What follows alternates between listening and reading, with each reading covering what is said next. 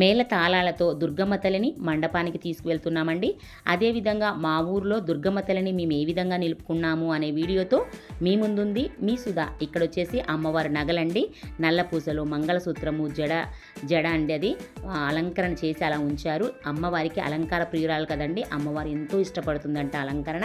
ఎంత బాగా చేస్తే అంత ఇష్టపడుతుందట. ఇక్కడ వచ్చిన ప్రతి మహిళలు కూడా అమ్మవారి సేవలో ఉండాలని ఆరాటపడుతూ ఉంటారు కదండి. ఇక్కడ గాజుల మాల పెద్దది వచ్చేసి అమ్మవారి మెడలో వేయడానికి, అదేవిధంగా ఈ చిన్న చిన్న మాలలు అల్లారు కదండి, ఇవి చేతులకి అలంకరణ చేయడానికి. చిట్టి గాజులు వచ్చేసి అమ్మవారి కలుషాలకి, అమ్మవారి మెడలో వేయడానికి అల్లుతూ ఉన్నారండి. ప్రతి ఒక్కరు ఒక సేవలో ఉండిపోతున్నారు.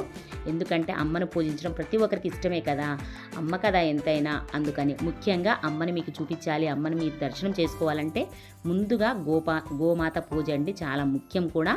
మన హిందూ సాంప్రదాయాలలో గోవును పూజించడం ఓ ఆచారం. దీనినే గోపూజ అంటారు. దీనికి మన పురాణాలలో ఎంతో విశిష్టత ఉందండి. సర్వంగాలలో సమస్త భువనాలు దాగి ఉంటాయి అని వేద పండితులు చెప్తూ ఉన్నారండి.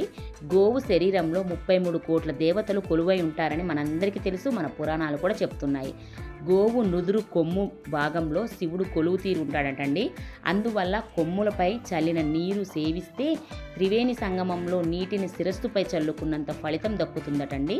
శివ అష్టోత్తరం సహస్రనామాలు పఠిస్తూ బిల్వ ప్రదర్శనతో పూజిస్తే సాక్షాత్తు విశ్వేశ్వరుణ్ణి పూజించిన ఫలితం దక్కుతుందటండి.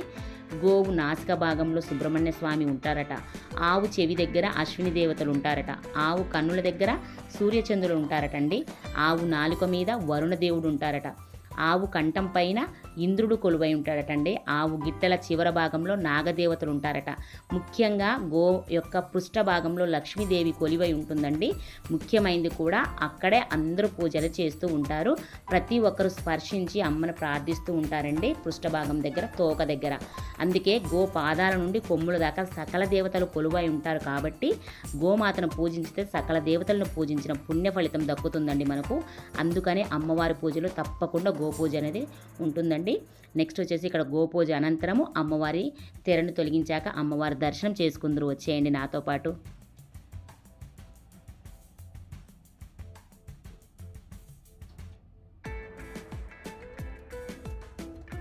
ఇక్కడ చూసారండి కలుషాలు, కలుషాలు పెట్టారండి. 8 కలుషాలతోటి అమ్మవారు చూసారా, బంగారు తల్లి, లోకాలను పాలించే మన తల్లి అండి.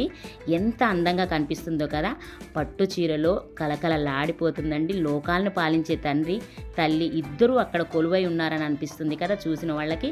ఇక్కడ వచ్చేసి ఇంకా అలంకరణ చేస్తూనే ఉన్నారండి. ఇంకా టైం అయిపోతున్నా కూడా హడావుడి ఏం లేకుండా ప్రశాంతంగా అయ్యగారు అయితే చాలా చక్కగా నిదానంగా చేస్తారు. ఇక్కడ చూసారా నల్ల పూసలు, మంగళసూత్రాలు అన్నీ అలంకరిస్తున్నారండి. ప్రతి ఒక్కరు చాలా ముఖ్యమండి. అమ్మవారికి పెడుతూ ఉంటే ఆగట్లేదు, పాపం పెడుతూనే ఉన్నారు. లాస్ట్కి అతికిచ్చేసారండి. ముక్కెర కూడా చాలా ముఖ్యం కదా. అమ్మవారి ఖడ్గము, త్రిశూలము, గద ఇవన్నీ అమ్మవారికి సమర్పిస్తూ ఉన్నారు. ప్రతి ఒక్కరూ ఒక పార్ట్లా అంటే భాగమై చేస్తూ ఉన్నారండి. అమ్మ సేవ కదా, ఎంత అదృష్టము ఉంటే కానీ మనం ఈ సేవ చేసుకోలేమండి. ఇది నా ఒక ముఖ్య ఉద్దేశము. ఎంతో అదృష్టం ఉంటే కూడా అమ్మని దర్శించుకోలేమని కూడా నేను అంటాను. అమ్మ సేవలో ఉన్నవారికైతే ఏం తిరుగుండదు, వెనుకకి తిరిగి చూసేది ఉండదు అని అంటూ ఉంటారండి. అమ్మ పాదాలు పట్టుకున్నట్లయితే ఎంతటి కష్టమైనా ఇట్లే పోతుందని నేనైతే గట్టిగా నమ్ముతానండి. ముందుగా అమ్మ పూజ స్టార్ట్ చేసేటప్పుడు అమ్మని ముందుగా మనం కొలవాల్సింది గణపయ్యనండి. గణపయ్యని కొలిచిన తర్వాతనే మనము పూజ అనేది స్టార్ట్ చేస్తాము. ఇక్కడ గణపయ్యకి ధూప దీప నైవేద్యాలు సమర్పించుకోవడమేనండి. ఇక్కడ ఉన్న పెద్దమ్మగారు చూసారా, అందరికీ పసుపు కుంకుమ అలంకరిస్తూ ఉన్నారు. ముఖ్యంగా మన ఆడవారికి పసుపు కుంకుమేనండి ముఖ్యమైనది కూడా. అమ్మకి ఎదురుగానే ఒక అద్దం కూడా పెట్టారండి, అది చూపించడం మర్చిపోయాను. అమ్మ అలంకార ప్రియురాలు కదా, అందుకని ఎంత అలంకరిస్తే అంత సంతోషిస్తుందటండి అమ్మ. అందుకని అలంకార ప్రియురాలు కాబట్టి అక్కడ ఎదురుగానే అద్దం కూడా పెట్టారు అక్కడ. ఇక్కడ అయ్యగారు ఇంకా పూజలు స్టార్ట్ చేశారు. కాళ్ళకు పసుపు మా స్వాతి సిస్టర్ రాస్తుంది, కుంకుమేమో పెద్దమ్మ ధారణ చేస్తుంది వచ్చిన వారందరికీ. ఇక్కడ బాబాయ్ గారు పిన్ని గారు కూర్చున్నారన్నమాట పీటల మీద పూజకి. ఇంకా అయ్యగారు పూజ అనేది స్టార్ట్ చేశారు. ఇక్కడ నేను మొత్తం వివరించట్లేదండి, పూజ మొత్తం కూడా మీకు చూపించట్లేదు, కొంచెమే అభిషేకం దాకా చూపించాను. ఎంతో అదృష్టం ఉంటే ఈ పూజలో పాల్గొనలేమేమో, అమ్మని చూడలేమేమో అని అనిపిస్తుంది. ఇంకో విషయం చెప్పాలనుకుంటున్నాను, ఏ కష్టం వచ్చినా కూడా అమ్మ పాదాల దగ్గర పెట్టండి, తప్పకుండా ఆ కష్టం అనేది నెరవేరుతుంది, ఆ కష్టం పోతుంది. ఇది నమ్మి చేయండి ప్రతి ఒక్కరు కూడా. నాకైతే బాగా నమ్మకం. ఇక్కడ గణపైకి దీప ధూప నైవేద్యాలు సమర్పించుకున్న తర్వాత మాకు ఎటువంటి విఘ్నాలు లేకుండా చూడు తండ్రి, ఈ పూజలో ఈ 9 రోజులు నవరాత్రులలో ఏ కష్టం రాకుండా చూడు తండ్రి అని ఆ తండ్రిని ప్రార్థించిన తర్వాత మనము తర్వాత వేరే పూజలోకి వెళ్తూ ఉంటారండి. ఇక్కడ వచ్చి మాల ధారణ చేసే వాళ్ళు కూడా వచ్చారండి. ఈ అంకుల్ గారు వచ్చారు, మాల ధారణ చేస్తున్నారు. తర్వాత వచ్చి ఇక్కడ ఉన్న యూత్ పిల్లలందరూ కూడా కంకణాల ధారణ, ఈ కంకణ ధారణ చేసినా కూడా అండి చాలా నియమనిష్టలు ఉండాలండి. ఎందుకంటే మంత్ర ఉచ్చారణతోటి మన కంకణ ధారణ అనేది జరిగిద్ది అక్కడ. అంటే మనం ఈ 9 రోజులు కూడా నాన్ వెజ్ తినకపోవడము మంచిది, తినకూడదు కూడా. నియమనిష్టలు పాటిస్తూ మనము ఈ కంకణ ధారణ అయితే చేసుకోవాలండి.